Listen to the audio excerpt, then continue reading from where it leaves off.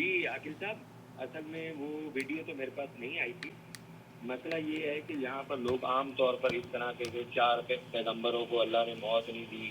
उसमें उज़ैर अलैहिस्सलाम का भी नाम ले लेते हैं। अब हमें तो इन चीज़ों का पता है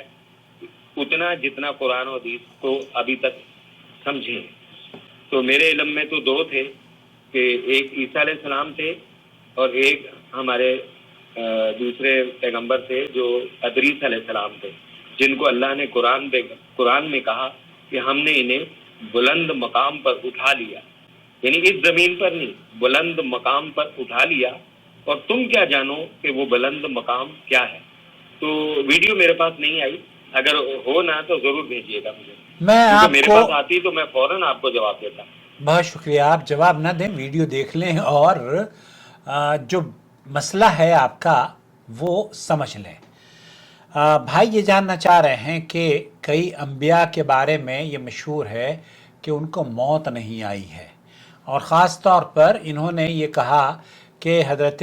ईसा अलैहिस्सलाम के बारे में चूँकि बयान फरमाया है, और उसी तरीक़े से हज़रत इदरीस अलैहिस्सलाम के बारे में। तो हज़रत इदरीस अलैहिस्सलाम का एक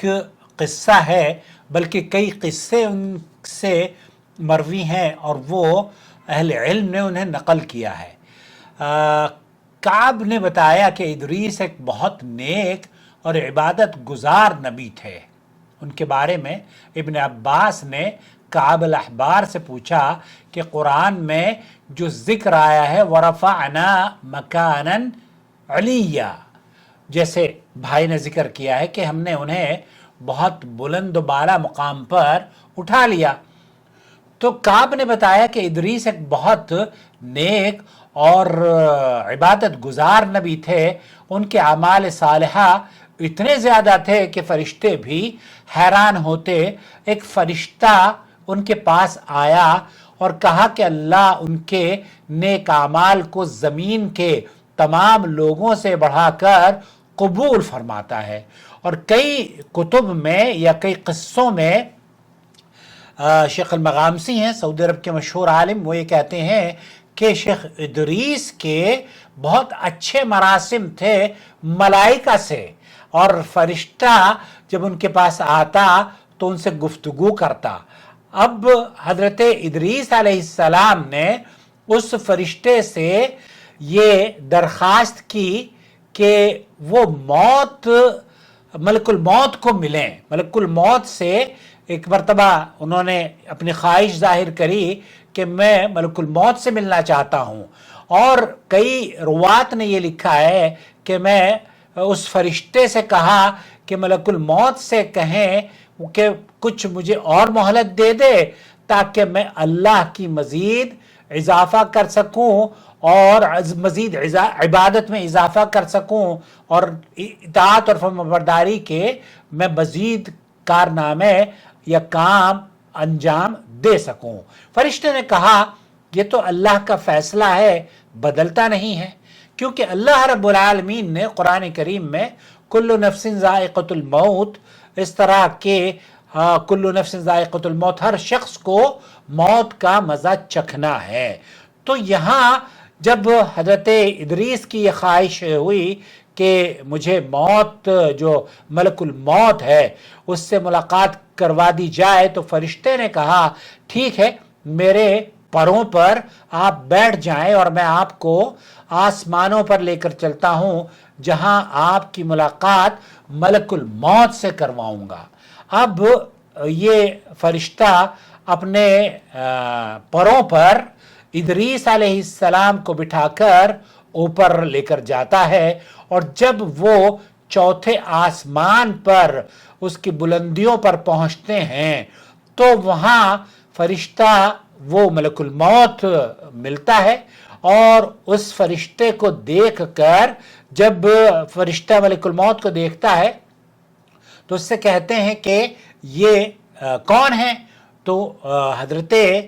इदरीस अलैहिस्सलाम का तारुफ कराया जाता है कि ये इदरीस हैं, अल्लाह की इबादत गुजार और बहुत ही बुलंद पाए के नबी हैं। अल्लाह रब्बुल आलमीन ने इनको बहुत इबादत करने का और ये इबादत गुजार बंदे हैं। तो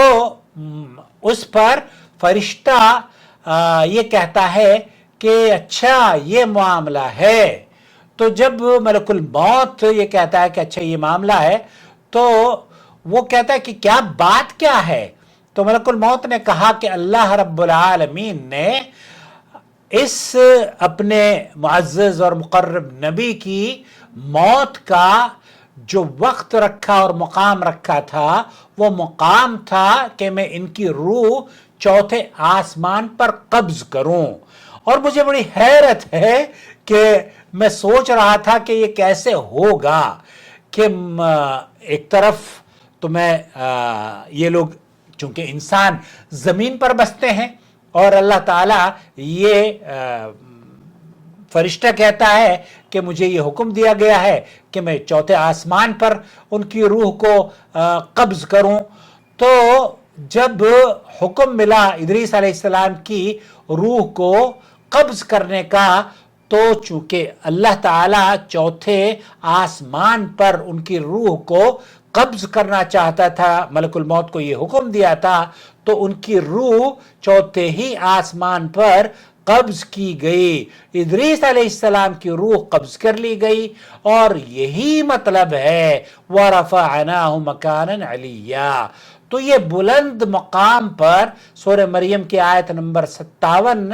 میں جو تذکرہ ہوا ہے اس سے یہ مراد نہیں ہے کہ اللہ کے پیارے حبیب، پیارے نبی، یہ سارے نبی اللہ کے بہت پیارے ہیں اور اللہ کے نبی اللہ کی عبادت گزار بندے ہوا کرتے ہیں. تو اللہ کے اس بڑے اور نیک اور بزرگ نبی کی روح کو اسرائیلی روایتوں میں یہ نقل کیا گیا ہے کہ حضرت ادریس کی روح کو جب فرشتہ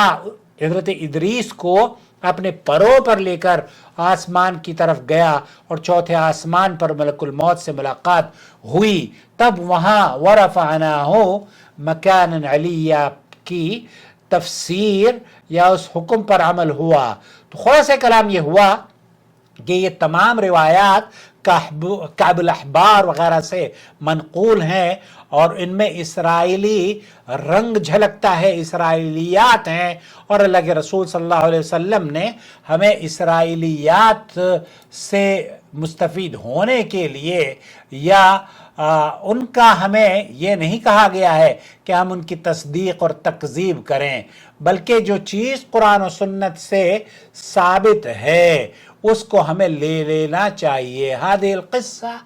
یہ جو قصہ ہے من اسرائیلیات میں سے ہے، والتی لا، ہم ان قصوں کو